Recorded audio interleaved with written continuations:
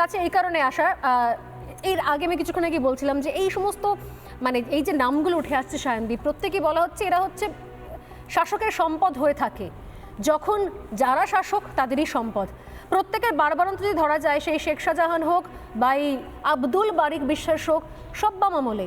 সরকার বদলে গেছে, তারাও বদলে গেছে, নতুন নতুন সরকারকে আঁকড়ে ধরে তাদের ব্যবসা বাণিজ্য পাচার সব কিছু কন্টিনিউ রাখছে। আমি বলছি যদি সত্যি সত্যি আগের আমল থেকে এই আমলে হয়, তাহলে হতে পারে কি কোথাও যে রাজ্যের পুলিশ সিআইডি তারা কিছুই জানতে পারলো না, কিছুই কোনো খবর পায় না। সরকারের তো বদল হয়, যারা প্রশাসনে রয়েছে তাদের তো বদল হয় না, তাহলে তাদের কাছে কোনো কপি খবর থাকলো না কেন? মানে কবে ইডি আসবে, তবে ইডি তল্লাশি করবে, তবে গিয়ে আমরা জানবো, তবে গিয়ে ফাইল বেরোবে। এভাবে তো এটা কোনো শেষ হতে পারে না। সায়নদীপ, বারিক বিশ্বাস একজন গরিব কৃষক পরিবারের সন্তান ছিল, আর বাম আমলে লরির খালাসির কাজ করতো। লরির সম্পদ ছিল তিনি ঠিকই, কিন্তু তৃণমূলে আসার পর তৃণমূলের সম্পদ হয়েছে। বারিক, বাকিবুর, জ্যোতিপ্রিয় এরা সব এক একটা নেক্সাস। এবং এই বারিক বিশ্বাস প্রথমে গরু পাচার লরির খালাসি হিসাবে সীমান্তে যে পাচারের ব্যবসা চলতো তার সঙ্গে খুব ঘনিষ্ঠভাবে সে এটা দেখেছিল, দেখে সেখান থেকে হাত পাকিয়ে সে গরু পাচারের কিংপিন হয়ে ওঠে এবং তার নেতৃত্বেই গোটা পশ্চিমবাংলায় এই গরু পাচারের যাবতীয় যা কাজকর্ম সেখান থেকে পরিচালিত হতো। এবং এই গরু পাচারের মধ্যে দিয়ে এনামুলের সঙ্গে ভীষণ রকমভাবে কানেক্টেড বারিক বিশ্বাস কয়েকশো কোটি টাকার মালিক হয়ে গেল এবং স্বাভাবিকভাবে এগুলো তৃণমূলের সম্পদ, তৃণমূলের চোখে পড়ে গেল। এবং সেই চোখে প্রথমে তো মুকুল রায়ের সঙ্গে এই বারিক বিশ্বাসের সবচেয়ে বেশি সম্পর্ক ছিল।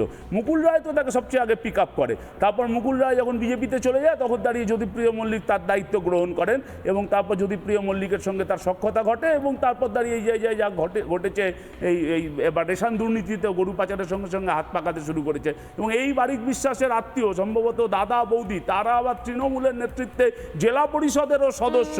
কিন্তু এই বারিক বিশ্বাসরা, এই বৌদি, এই আগে দাদা ছিল এখন বৌদি, দাদা ওটা মহিলা সিট হয়ে যাওয়ার জন্য এখন বৌদি, আমি সব এগুলো খবর নিয়েই বলছি। কিন্তু এই বারিক বিশ্বাসরা গরু পাচার থেকে শুরু করে এই হাত পাকাতে শুরু করলো। বিএসএফ তার দায়িত্ব অস্বীকার করতে পারে এবং নির্দিষ্ট প্রমাণ আছে যে বিএসএফ এর সঙ্গে বোঝাপড়া করেই বারিক বিশ্বাসরা এই গরু পাচারের ব্যবসায় হাত পাকিয়েছিল এবং সেখান থেকে এই রেশন মামলায় সেখানে দাঁড়িয়ে তারা উপস্থিত হয়েছে। শুধু এই বারিক বিশ্বাস বাকিবুর, এই বিদেশ, মুকুল, দেগঙ্গায় যাদের বাড়িতে রেড হচ্ছে, তারপর দাঁড়িয়ে ওই ভাঙড়েও কাইজার আহমেদের ভাই সম্ভবত তার বাড়িতেও আজকে দাঁড়িয়ে এই রেডগুলো হচ্ছে। কিন্তু আমাদের কথা হলো যে এই যে এরা কি কবে রেশন দুর্নীতির ঘটনা জানা গেছে? উনি এই বলছিলেন যে বিদেশে টাকা পাচার করা হয়েছে। কেন্দ্রের সরকার এত ডিজিটাল মাধ্যম চালু করেছে, তারপর দাঁড়িয়ে এই কোটি কোটি টাকা বিদেশে কি করে খাটানো হয়, কিভাবে এই গরু, কয়লা, বালি পাচার, রেশন পাচারের টাকা সেগুলো কালো থেকে সাদা হচ্ছে এবং বিদেশে সেই টাকা গিয়ে খাটছে। কেন্দ্রের সরকারের কোথায় কি ভূমিকা? 2015-তে কিন্তু এই সোনা পাচার করতে গিয়ে, বিপুল পরিমাণ সোনা পাচার করতে গিয়ে কিন্তু শুল্ক দপ্তরের হাতে অ্যারেস্ট হয়। প্রশ্ন যেটাও থাকে তারপর জামিন পেলো কি করে, আবার পরে অ্যারেস্ট হলো। এবং জ্যোতিপ্রিয় মল্লিক কবে অ্যারেস্ট হয়েছে? সেখান থেকে ফেরার হয়ে বিদেশ চলে গেল। এক্স্যাক্টলি। এই অনুপ মিশ্র সে বিদেশের একটা ভ্যানাউতু বলে একটা দেশে গিয়ে পালিয়ে গেছে, দ্বীপে গিয়ে থাকছে। সে কি করে এখানে দাঁড়িয়ে পারলো? কোথায় দেশের এক্সটার্নাল অ্যাফেয়ার্স, বিনয় মিশ্র এক্সটার্নাল অ্যাফেয়ার্স, সে কি করে এই মিনিস্ট্রি কি করছিল, সে কোথায় দাঁড়িয়ে রয়েছে? এবং এখন যখন রোজ প্রশ্ন করে অনুপ্রবেশ, আমি বলছি যেখানে পাচার চলছে তো অবাধভাবে, সেখানে অনুপ্রবেশ হবে না? ওলে বাবা, সবাই এত বেশি সুন্দর, পাচারের জন্য গ্রিন সিগন্যাল, অনুপ্রবেশের রেড সিগন্যাল, এটা হয় নাকি কখনো? পাচার চললে অনুপ্রবেশ চলবে, তো সহজ হিসেব। আমি শেষ করি ফাইনালি যে দুটো জ্যোতিপ্রিয় রেশন দুর্নীতির মামলায় কবে অ্যারেস্ট হয়েছে?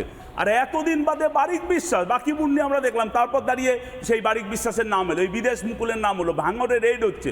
এরা কি এদের সম্পদ বা এই গোপনীয় তথ্যগুলো এগুলোকে আড়াল করে রেখেছে, এগুলোকে প্রকাশ্যে রেখেছে যে কবে ইডি সিবিআই আসবে তারপর তাদের হাতে সেগুলো তুলে দেবো? এরা এগুলো পাচার করে দেয়নি। এগুলো কি আইওয়াস হচ্ছে না? ইডি সিবিআই ঘুমিয়ে পড়ছে, ভোটের পর আবার একটু জেগে উঠছে, কি সেটিং হচ্ছে আমরা ঠিক বুঝতে পারছি না। এই যে আজকে অনুব্রত মণ্ডল সুপ্রিম কোর্টে জামিন পেয়ে গেল, আদালত তো বলেছে যে কি ওনার বিরুদ্ধে বিচার প্রক্রিয়া হয়েছে, সিবিআই কোনো মানে আপাতত তো ইডি সিবিআই মামলায় জামিন পেয়েছে, ইডির করা মামলাতেই জামিনটা পায়নি, বাকি অন্য ক্ষেত্রে সিবিআই তারা মামলায় জামিন পেয়েছে। তাহলে সিবিআই তার কি ভূমিকা? সেগুলো তো সব সেন্ট্রাল গভর্নমেন্ট। তো কতদিন ধরে এই তদন্ত চলতে পারে, এবং এই তদন্ত চলার গড়িমসিতে এই অপরাধী, এই ক্রিমিনাল, এই গুন্ডাগুলোকে সমস্ত ধরনের অপরাধ আড়াল করার ব্যবস্থা করা হচ্ছে কিনা, এটাই তো এখন মানুষের না, কাছে এটা তো সবচেয়ে বড় ফ্যাক্ট। আমি আবার আমি এখানে রয়েছেন মনুসংগ্রহের কাছে নিশ্চয়ই আসবো, কিন্তু অনেকগুলো প্রশ্ন বিএসএফ এবং একই সঙ্গে তদন্ত নিয়ে চলে আসছে, যদিও উত্তর দিয়েছেন অনেকটাই জগন্নাথ বাবু। আমি তবুও অর্জুন সিং আপনার কাছে আসবো। একদিকে তো প্রশ্ন উঠছে, সত্যি বিএসএফ করেটা কি? এতগুলো 72টা চেকপোস্টে সরকার জমি দেয়নি মানা গেল, কিন্তু যেগুলোতে জমি দিয়েছে, যেই চেকপোস্টগুলো রয়েছে, সেখানেই বা তার ভূমিকা কি? এরা এতদিন ধরে পাচার করে যাচ্ছে, পাচার করে সোনা পাচার করে করে ফুলে ফেপে এই জায়গায় পৌঁছে গেছে। এরা বিদেশ চলে যাচ্ছে, তারপরে এদের সাম্রাজ্য কন্ট্রোলড হচ্ছে, অথচ তারপরও কোনো তথ্য পাওয়া যাচ্ছে না, কেউ জানতে পারছে না। বহাল তবিয়তে এদের সাম্রাজ্য বাড়ছে, লোকজন অ্যাপয়েন্ট করছে। আমি জানি না, আমি শোনা খবর নাকি আব্দুল বারিক বিশ্বাস নাকি এমন একটা কেটা, তার নাকি পে স্কেলে থাকে অনেক সরকারি কর্মচারী, আমি আলাদা করে কেন্দ্র রাজ্য আর বললাম না। এত পাওয়ারফুল হয়ে গেল বারিক বিশ্বাসরা। আপনারা তো একসময় ছিলেন, মানে কখনো এদেরকে ট্রিট কিভাবে করে তৃণমূল কংগ্রেস? আপনার যে প্রথম প্রশ্ন হলো বিএসএফ কি করছে। পশ্চিমবাংলার মুখ্যমন্ত্রী যখন কেন্দ্র সরকার বিএসএফ এর ভূমিকা নিয়ে অনেক প্রশ্ন উঠেছিল, আপনার মনে হচ্ছে একটা নাম ভুলে যাচ্ছেন আপনারা, এনামুল, যে গরু পাচার নিয়ে প্রায় 2 বছর জেলে ছিল, এনামুল হক না কি নাম ছিল, এখনো শুনেন, জেলে ছিল। সে এনামুল হককে কেরালা হাইকোর্ট অর্ডার দিয়েছিল কি এই কেসটাকে সিবিআইকে দেওয়া হয়। তারপরে সিবিআই ওই কেসটা নেয়, ওর মধ্যে বিএসএফের কিছু অফিসার অ্যারেস্ট হয়েছিল। কেরালা হাইকোর্টের অর্ডার পরে ওর তদন্ত হয়ে ওকে অ্যারেস্ট করেছিল। তারপরে ওর সঙ্গে ফিল্ম ইন্ডাস্ট্রি কত যোগ, এই সবগুলো আসে। তখন কেন্দ্রীয় সরকার বলল 50 কিলোমিটার বিএসএফকে আওতার মধ্যে দিতে হবে, একটা বিল আসলো, আইন পাস হলো, 50 কিলোমিটার দিয়ে দেওয়া হলো। একমাত্র পশ্চিমবাংলা মুখ্যমন্ত্রী জোর গলায় বিরোধিতা করলেন, শুধু বিরোধিতা করলেন না, তারপরে উনি প্রত্যেকটা পাবলিক মিটিংয়ে বলেন কি এই যে বিএসএফ এখন তাণ্ডব করছে, তো তোমরা বিএসএফ আসলে ওই থানাকে বলবে, এসপিকে আমি বলে দিয়েছি, ডিএমকে বলে দিয়েছি। বিএসএফের যে কনস্টেবল বা যারা অফিসাররা যারা ওখানে ডিউটি করে, তাদের নামে মলেস্টেশনে ফলস মামলা দিয়ে তাদেরকে ভয় দেখানো হয়। তাদের উপরে যেভাবে চাপ সৃষ্টি করে বাংলায় বিএসএফের অফিসাররা আসতে ভয় পায়। যে জায়গাটা একটা গভর্নমেন্ট যখন কোনো সিস্টেমের বিরোধিতা করতে ডাইরেক্ট নেমে যায়, যেখানে টাকা পয়সার লেনদেন, এই যখন নেমে যায়, সরাসরি প্রচারে ভোট প্রচারের মঞ্চ থেকে উনি বার্তা দিয়েছেন, বিএসএফ আসলে বিএসএফ কে মারো, সেটাই বলছি তো, সেই কথাটা আপনারা একটু ছেড়ে দিচ্ছেন।